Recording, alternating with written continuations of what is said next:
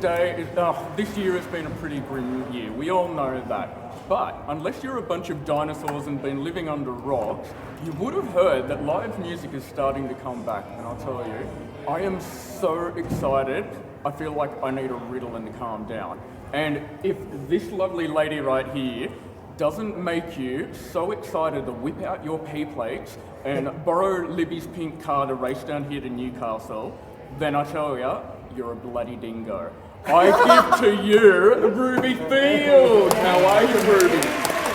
Very good. Glad to finally have a proper interview with you. I know. It's been too long. Been too long. Oh. I believe the last time we were speaking about it outside was at Laneway when I was very off my head and said something that I shouldn't have said. So it was a while ago. Yeah. Oh, yeah. Oh, yes. well, I didn't notice. You looked fine to me. Yeah. So, all good. Now, I swear, it's been way too long for live music. Like, this is actually, like, I've got a crazy memory when it comes to concerts. I was telling my friend, this is my first concert in 8 months and 17 days. And Wow. yeah. Thanks so much for making us the first concert that you see. That's really special. I couldn't think of anyone better to be my first. Thank you. So, it's... In all ways. In all ways. Yeah, all of you. Yeah. All at once. So, after such a long break with all the COVID bullshit, so how does it feel to be back on stage, really? It feels incredible, and it's really lovely because I'm lucky in a way that as a band we're already friends and we already live together and we already have these connections with each other. So it's not just when we go on tour we see each other, it's every day. Yeah. So I'm really lucky that I've been able to still connect so much with my band off tour, but it feels incredible to do the thing that we came together to do in the first place again. Oh, I think it's definitely. really nice, and that system, what we were used to, I think it's really, really cool to finally have that back. Yeah. Oh, I couldn't agree more. And so, like, it was a little bit interesting, like the first, like, as I said, first show in, like, since before the COVID mess. Mm-hmm. And so I've never, we've never been to a show where it's all seated and distanced or apart from each other. And, like, I was trying to rock out on my seat without kind of falling over and all of that, because that would have interrupted your show if I fell over and broke my neck. But Oh yeah, anyway. it would have been a slight hindrance, yeah. Yeah. But so how did you kind of feel, and like, because I know a lot of artists need to feed off the energy from the crowd. Mm-hmm. So what was kind of the energy like in the room for you, and how did you kind of, compete with the lack of moshing? I think it's been interesting. At some shows you can tell that there's lots of younger people in the crowd, and then you can tell that there's a few older people in the crowd and things like that. And I feel like each show that we played here, for instance, has felt different. Like obviously the difference between 6 and 9 p.m. and then the difference between audience members and stuff like that. And I just feel like it's been kind of cool navigating how to act or how to play and being considerate of your audience. And before this, when you're moshing, you're not looking at people really. You're just kind of, it's all a bit of a blur. It's a mosh. Yeah. And so it's kind of been lovely getting a gauge of who's in your audience and how to maybe appropriately approach a set to kind of cater for everyone in the audience. And I feel like that's been, I find it's been a really interesting kind of dynamic to get used to. And it's you feel like as well that your songs get heard a bit more intensely, maybe. Like, you can feel every word you're saying, you can feel every chord you're playing, you feel every beat you're hitting, because you feel like it's to a little bit of a lesser crowd, and that every person's paying attention because they have to sit there. Yeah. They have to process it. So I think it's kind of, it feels like a bigger sense of acknowledgement in a way, which is kind of cool. A presence in the room, because everyone's sitting down and is focused on the show. Not to say that people don't do that when things are normal, I guess, but it just kind of forces that, and so people just run around and go,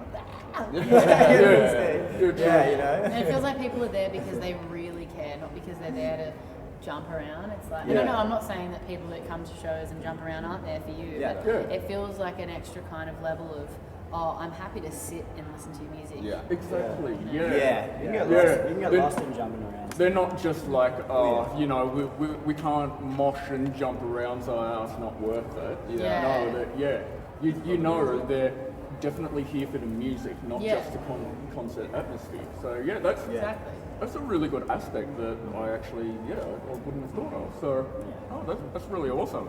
Okay, so you've recently released your new song, Pretty Grim. Mm-hmm. Now, is that about this year being pretty grim? Funnily enough, no. I actually wrote that song 2 years ago when I was about 20. Yep. And there was originally a line in there that talked about me not being 21 yet and how the music industry was really bumming me out, and I felt like maybe I couldn't do this, you know, for future or whatever, because I just felt like maybe I was putting myself down in my head, and if I don't like myself or my music, how is anyone else supposed to, kind of thing. And then I really just thought maybe I need to go away for a little while and really consider my privilege and how lucky I am to do what I do. So I went to Nepal, and I was over there for about 2 months and just, you know, like climbed to the Himalayas and worked with a lot of people that were nowhere near the sense of privilege that I had. And I came back and I realised, and I think I've said this before, that the thing I needed the whole time were my bandmates, and they were under my nose the whole time, and I knew that. But I really needed that trip to kind of just make me go, oh my God, how incredible is my life, how incredible are my friends, and come back and write an album. But Pretty Grim was written before that trip, and it does obviously detail a lot of, you know, the lifestyle of what I was doing, and I think it just took... Oh, the roof's leaking. The roof's leaking. I don't know if you can hear it. Okay. There you Whoa, go. that looks like it's Wow. So That looks like it's best TV. Can we pan over to that?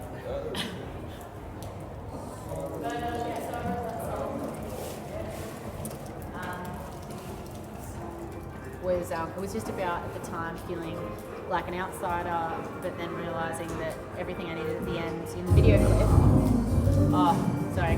Hang on, Hey, Bert. buddy. Can we Just cut the music just for a quick sec? We're just finishing a little interview. thanks, mate. Thanks, Bert. Thanks, Bert. Love you. Hugs and kisses. But yeah, in the video clip at the end, it says this line that says, I need something that will make me cry in my sleep. I need something worthwhile to me. And at the end, in that line, I'm holding all the boys in this picture of a sunset and everything. And that's how I wanted the clip to end, so that it was kind of signifying that this is all I need. And I'm really happy with where I am now. But yeah, you could definitely say, though, that this year has been pretty fucking grim. Yeah. Oh, definitely. Also that. I can't imagine anyone that's been like, oh, 2020 it has been amazing. You know, if anyone out there has had the year of their life, please send me a message and tell me how the fuck you've managed it. Well, I think in some a ways, lot good comes I was from it. gonna say, I've like, found some silver I've linings. found kind of low silver linings. I think me and Duz probably smoked about like an ounce worth of pot over Oh my COVID. God, we probably did our weights worth. Yeah, and just being able to actually sit at home and read books and catch up with my family and see my friends, and you know, That has been especially good, yeah. and especially Duz, like you've been able to work on your music so much this 100%, year, and like yeah. it's just been a really special time. I think if you have to find silver linings and things like this to True. work on things Yeah. that you love doing, and you know, things that, to be honest, like I felt like I didn't get the opportunity to do for a while. Yeah. And Yeah, like we. Yeah, that is very true. As I said to my friend earlier, I'm a bit of a cynical person, so Oh, sorry. I don't mind. Join the Oh, club. we can definitely all do that. We got jackets. Okay, so it was pretty grim.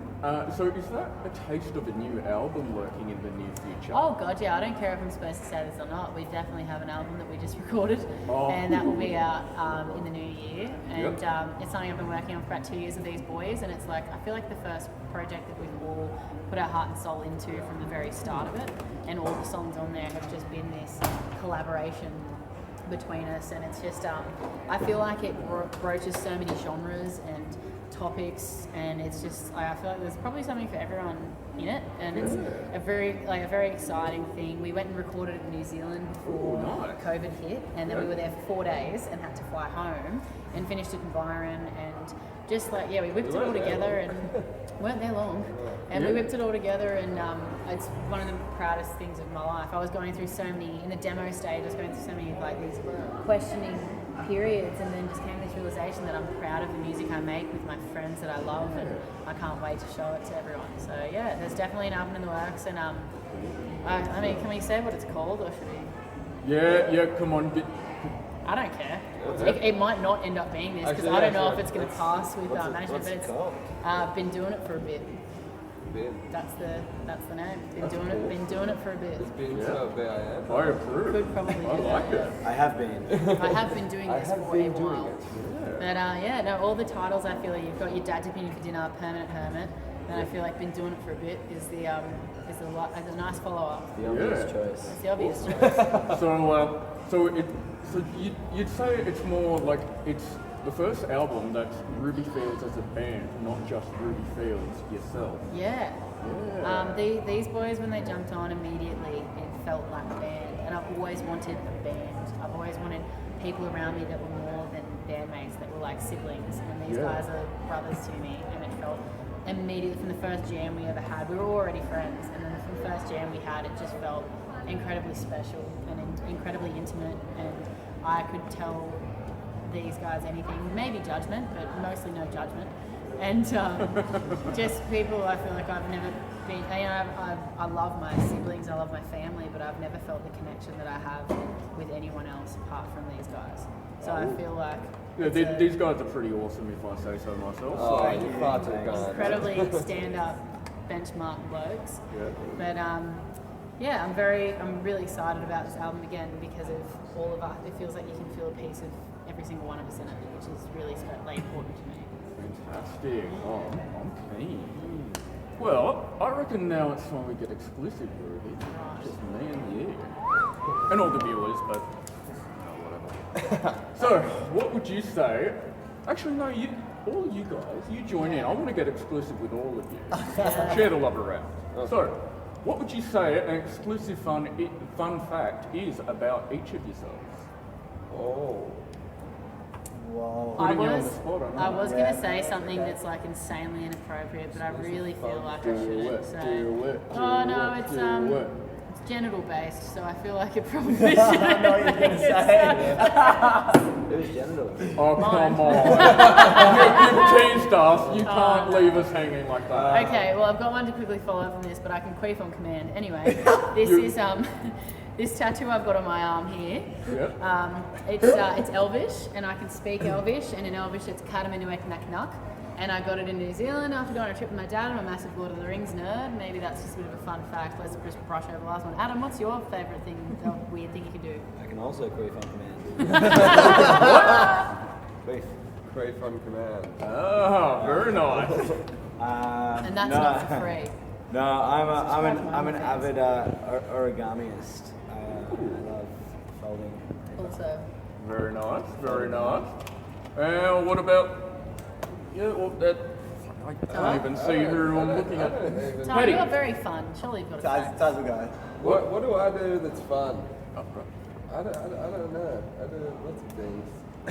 You have a tattoo of a dishwasher on your leg. I do have that. Really? I Oh, like it's a getting washing machine. tattoos when I'm fucked up and I don't remember it. Oh, That's wow. a fun thing I do. You're also a wonderful filmmaker. Oh yes, I Yeah. do film and stuff. Oh. And the stuff Taz is is an that. avid filmographer. Avis. That's a good word, isn't it? It's actually Adobe. Yeah. So what about you, Paddy? I'm a twin. Oh, that's a good one, That's a actually. good one. Yeah, and Fraternal, I'm fraternal. fraternal, so we don't really look anything alike. And I'm also a massive lawn bowls enthusiast. Thought I might put that one in there. Pat is actually very, very good at lawn bowls. He's been practicing for the last, how many years do you reckon? 3? 2 years. I got asked to do a comp the other day. I didn't do it, but I got asked. So No, that's important. like, That's you a know, big milestone in it's a a lawn big bowler's milestone. career. It's a massive milestone for me. Thanks. Yeah. Oh. Well, now it's time for my favourite question of all.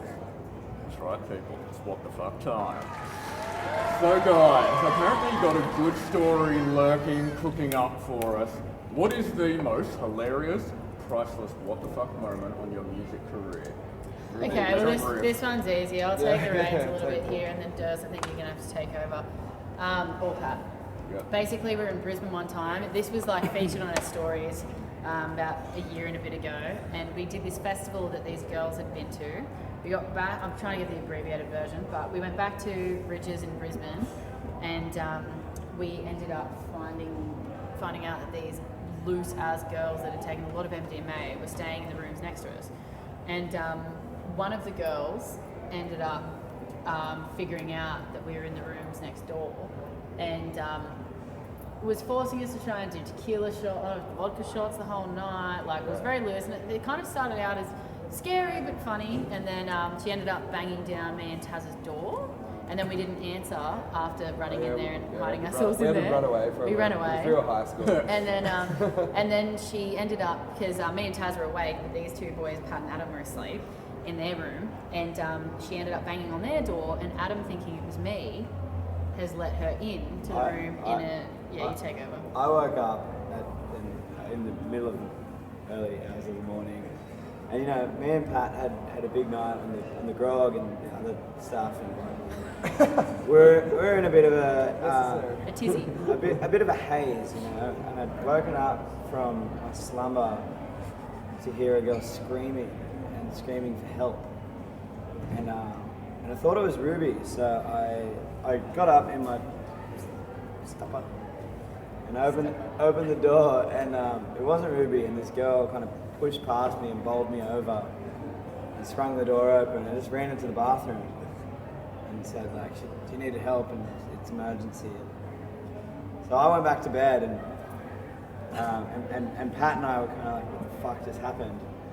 We got into bed, and this was really foolish of me that I did just let a stranger into our room and then proceed to fall asleep. But I didn't mean to fall asleep. Me and Pat were there looking at each other, and we just kind of giggled ourselves to sleep at how weird this situation was. And so we woke up in the morning, and I was looking at Pat and being like, wow, what a peaceful Sunday morning. This is really nice. There's sunlight trickling through the window. Pat's lit up. This is really peaceful.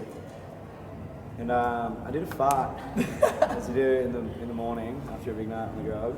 And I heard this gremlin voice from behind me coming out with oh, that stinks.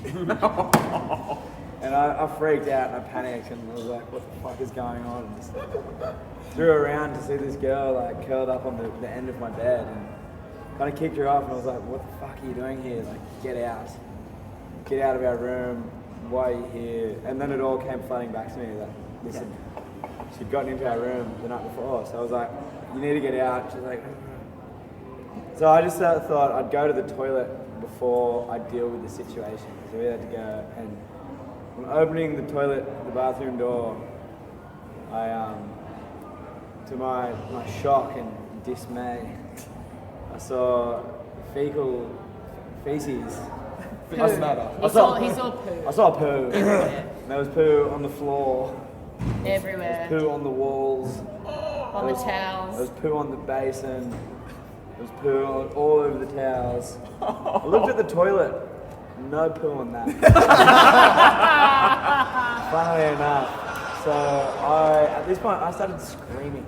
And I was screaming and carrying on. Bad, she's pooed. And I kind of went over to this girl, and I don't know what I did, but I kind of just grabbed her kind of by the scruff of her neck. And You didn't know. It was just get out. basically woke her up and realised also that there was no toilet paper used in the situation, so there was also poo all over out of the bed sheets. Yeah, right. And basically took her to her room, told her friends what happened. They were mortified, and got her inside her room again. Got our tour manager to go down to reception so that they knew that we would never do anything like that, because I'd like to think we're respectful hotel residents. And we went back up to their room to show the hotel manager, and they'd left, packed up all their stuff and left. So we didn't want to press charges, so we just let them get away with it. And we thankfully didn't get charged for the poo room. But that's probably the most mortifying what the fuck experience. Yeah. Ever. Whoa. That's, There, guys. what a shitty memory. Yeah. Well, oh. Wow. That. It was cool. God, it leaves a bad taste in your mouth, doesn't it? Yeah. Well, thankfully it wasn't in our mouths. Yeah, true. I mean, Well, I know we've got to wrap things up. So it has been an absolute joy talking to you guys tonight. It's been amazing so to talk to much. you too, man. We'll leave it with one more quick one for the road. Yep. What would you like to say to all of your adoring fans out there? Thanks All so of much you. for sticking with us through all the COVID times and coming out and seeing us in places like this. It's fucking awesome. Really happy to be doing it again and can't wait to keep doing it more. I don't know, you guys? Yeah, you're all very cool, and we like you. We like it. Cool. Thanks so much. Good to Awesome. see you, Thank Brendan. you so much, No Ruby, and worries, everyone seriously. else. Thank you, Great heaps, to see man. you. Thank Yeah, you. appreciate it. And please get home safely. Yeah, Yeah. yeah. So